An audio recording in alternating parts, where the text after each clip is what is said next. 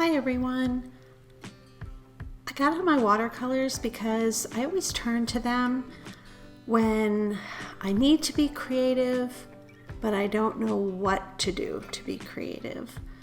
So I'll get out a pan of color and just start painting and smearing it in my sketchbook and just do what the page kind of asks me to do, if that makes any kind of sense. I just kind of go intuitively, no plan, not thinking about much except kind of just going with the flow. Here I'm using my Art Philosophy Currents palette. I always go to this one, I think because I know the palette really well. The colors are kind of matched up. No matter which color I choose, they kind of go together. So I always turn to this one when I'm having a really uninspiring day where I really don't know or I can't really think about what I should be doing. This lets the most freedom come out. So I'll paint along and talk to you about what I'm doing as I go. Sometimes I'll revert to the music and just let you watch and follow along. Paint with me if you'd like. I just put the colors on a wet but not sopping page in my sketchbook, blending them however kind of it feels like they should go at the minute. If you're doing this yourself, just blend them however you feel. You can blend them in the palette as well as blending them on the paper. You'll see that here. I picked up two colors and put them together on the palette, plus I mixed them with other colors that were still wet on the paper. Both ways work. I wet my brush with some color and then just tapped it over to put some splotches and drips, and then they will also blend in and give texture. The page is now dry, and I am using a Posca pen 0.7, let me check that again, 0.7 millimeter. I'll use that through this whole drawing. I won't add anything else. It's just this one pen. So with 3 colors that I chose and this one pen, I do this painting. In the comments below and in the description, both places, I will have the colors from the palette that I'm using and plus the other information about what I'm using, the sketchbook, and a reminder again of what Posca pen I'm using. Now when I paint and draw on the painting, there's no pre-planned drawing. I just go in and what feels like what I feel like drawing at the minute. Usually it will ask for the space, will say, oh, put this shape here, fill in this spot there. And that's pretty much what I do. Sometimes I reuse the same version of a flower or fish, if you will, or a plant, if you will. And sometimes I'll start with that version and then change it up a little bit. This one I'm drawing right now, I do these little, I think they're like little amoebas. I do these a lot, but I may change the design inside of the little amoeba. I'm adding a center to it with some more watercolor. It's a little brave on this one. I put it really solid, didn't think too much about it, and then I just continued with the pen even before it dried. I just kept going. I knew I was thinking, oh, I better not let that touch, it might bleed, but it worked out. It dried pretty quickly. It's pretty warm here. I'll put the music back on and I will interject when I feel like there's something important to say. Happy watching. I hope you enjoy watching when I paint. If you have any questions at all, feel free to put them in the comments and I will respond as quickly as I can. And if you like what you see, go ahead and subscribe and I'll make more videos.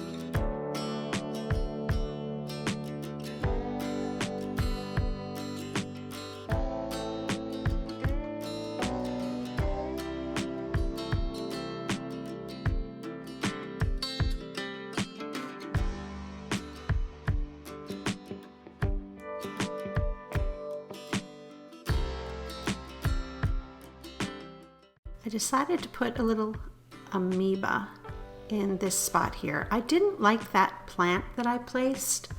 It kind of felt awkward and I kind of regretted it after I did it. So I thought the way to fix that would be to add some things in and around it, and then maybe I wouldn't hate it so much. So that's what I'm doing here. I put an amoeba in behind, I should say, the plant.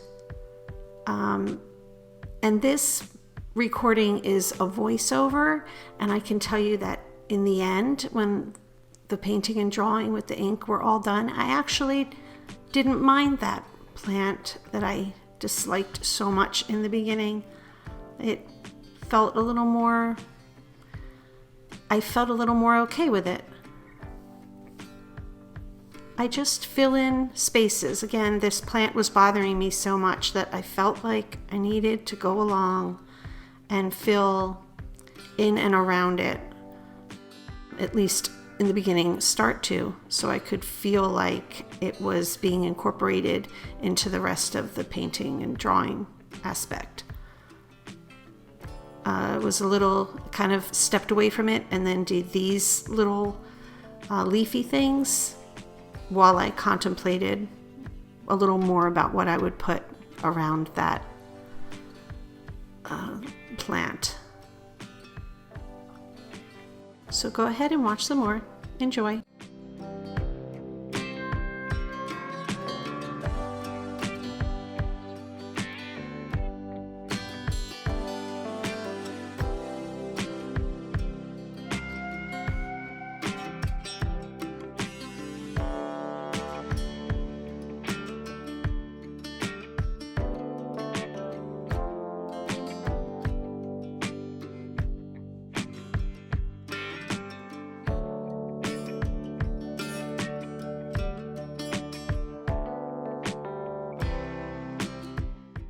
Here in this spot that I've gone up to the top left corner, I liked that green corner that had like a little bit of a, just the corner was green and had a little bit of blue fading in.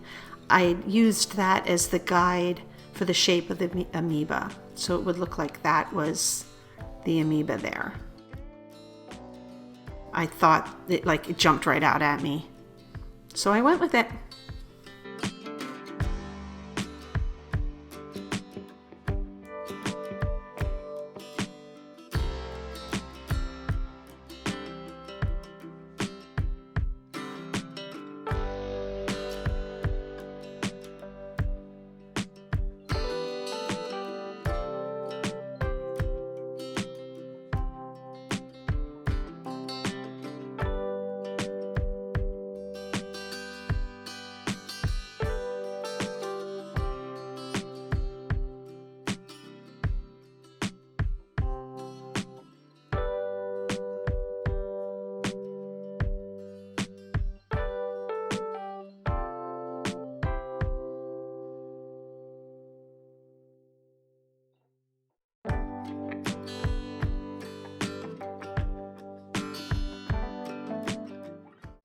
I decided to continue the petals down in the bottom to carry that motif around a little bit, not in the center because I didn't want it to completely cover it. And then in that spot there, I added that tiny little flourish thing, amoeba, to fill in that weird little blank spot. I decided that I still was a little funny about this plant, so I decided to color the leaves in solid. This is part of what I mean when I say intuitive. I have no pre-planned notions of what I'm going to make, but as I go along, I make decisions, very quick ones, and I just do as the spirit moves me. That way, there's no stress involved at all. Doing it in my sketchbook like I am helps me to relieve the pressure of trying to make a painting to, in quote, sell. This is just in a sketchbook. It's not ever going to be anything like that. So it is definitely just a relaxing, fun process, bringing back to me why I like painting and drawing. I hope that if anything you get from my videos, it's to give yourself the chance to play like we did when we were kids and just get out your medium of choice, whether it be watercolors and pens like I do, or glue and paper if that's your jam, and just relax and just go with the flow and don't put any pressure on yourself. Don't even think about what you're going to make, just start. Most people, the hardest part is starting. Just put something on the page and get going. That's what I like about this process. I make a mess with the watercolors, mixing them all together, and then I let that tell me where it should go.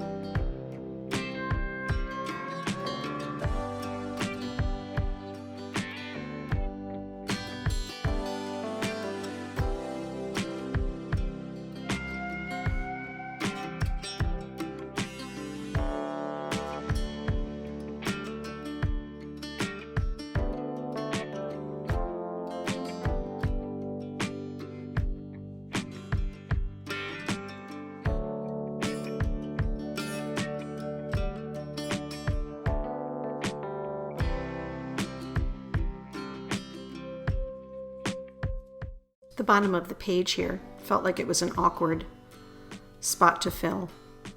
So I just used tiny little amoebas and decided I would stack them to fill the space.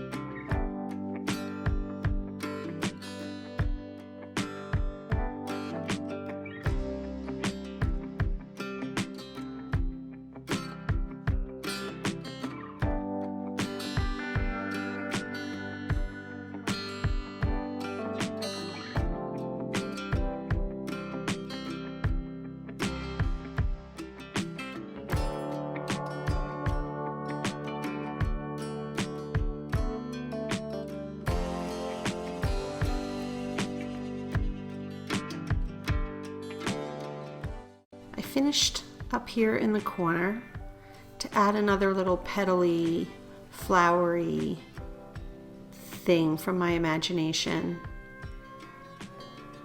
And that's another kind of thing. It doesn't necessarily have to be anything realistic. It can just be something from your imagination. These are just like little daisies in my mind, like little underwater daisies.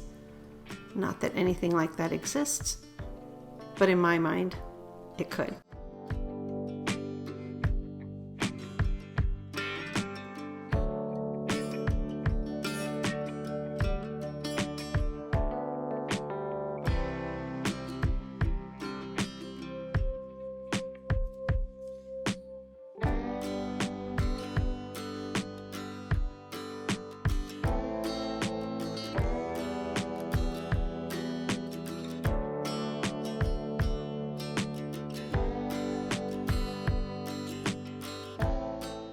The goal for me is to fill in a lot of the dead space, and then with bigger elements, and then add smaller little elements like that to fill in the tinier spaces and to let the painting breathe a little bit.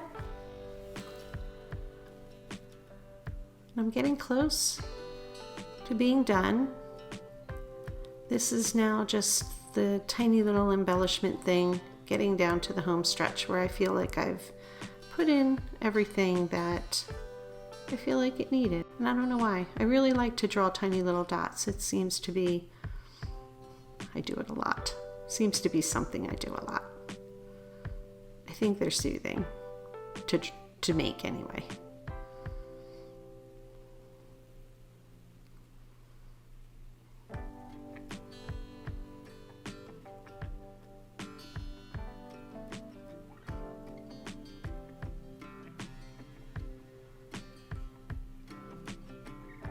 As I'm finishing up here, I hope you enjoyed watching me. I certainly enjoy sharing the painting process with you all. If you like what you see and you want to see more, hit the subscribe button. I'd appreciate it. And I'll see you next time.